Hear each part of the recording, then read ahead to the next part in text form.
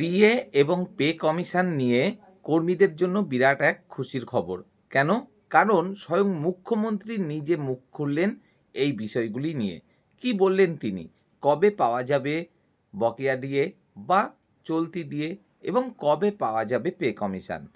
এবং সেখানে ডিএ বিষয়টা সেটা কি থাকবে নাকি থাকবে না? চলুন জানার চেষ্টা করি আজকের এই ছোট্ট ভিডিওতে। অবশ্যই অন্যদের জন্য ভিডিওটি শেয়ার করার জন্য অনুরোধ রইল। দেখুন, স্বয়ং মুখ্যমন্ত্রী নিজে কিন্তু আজ জানালেন এই বিষয়গুলি নিয়ে। তিনি পরিষ্কারভাবে কিন্তু জানিয়ে দিলেন, এই যে 20% ডিএ বৃদ্ধি করা হয়েছে প্রথম বাজেটে, যেটা কিনা আপনারা প্রত্যেকেই জানেন অক্টোবর থেকে পাওয়ার কথা।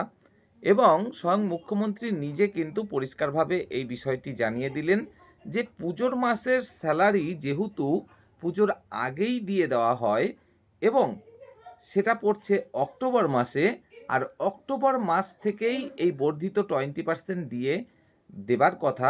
তাই একসাথে পুজোর আগেই অক্টোবরের স্যালারির সাথেই আপনারা এই যে বর্ধিত 20% দিয়ে সেটা নিশ্চয়ই পেয়ে যাবেন। শুধু তাই নয়, এই যে সপ্তম পে কমিশন, তা কমিটি অলরেডি গঠন করা হয়ে গেছে এবং মোটামুটি সমস্ত কিছু সরকারের পক্ষ থেকে কমপ্লিট। এখন যে কমিটি গঠন করা হয়েছে সেই কমিটির কাজ, এবং তিনি পরিষ্কার জানালেন একটা কমিটির এই কাজ করতে ন্যূনতম 6 মাস তো সময় লাগে। তাই যেটা আপনারা এতদিন যাবৎ জানছিলেন, যেটা সরকারের পক্ষ থেকে বলাও হয়েছিল যে 27 জানুয়ারি থেকেই চেষ্টা করা হচ্ছে সপ্তম পে কমিশন লাগু করে দেওয়ার বিষয়ে, কিন্তু ন্যূনতম 6 মাসের প্রয়োজন।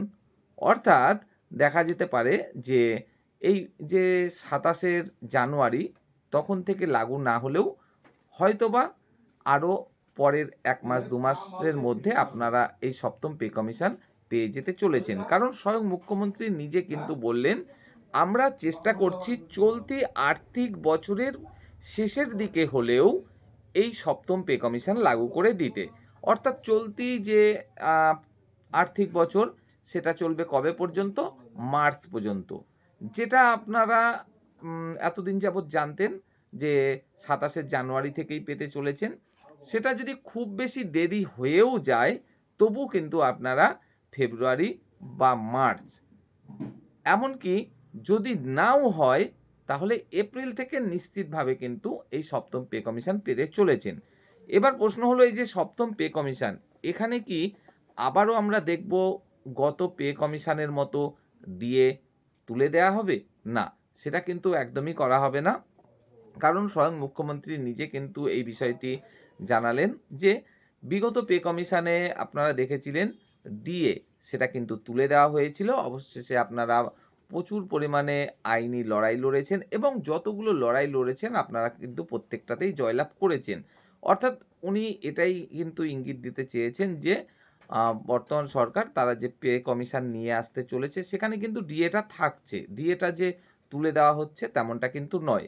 তো সারসংক্ষেপ হলো ঠিক এরকমই। 20% ডিএ যে বৃদ্ধি করা হলো সেটা আপনারা অক্টোবরের স্যালারি যেটা কিনা পুজোর আগে পেয়ে যাচ্ছেন, সেই পুজোর আগে অক্টোবরের স্যালারির সাথেই বর্ধিত 20% ডিএ পেয়ে যাচ্ছেন। এবং পে কমিশন চলতি আর্থিক বছরের শেষের দিকে হলেও কিন্তু লাগু করা হচ্ছে। শুধু তাই নয়, তার সাথে আম যে বকেয়া ডিএ সেটা অনেকটা মিটিয়েও দেওয়া হয়েছে এবং বাকিটাও ধীরে ধীরে মিটিয়ে দেওয়া হবে।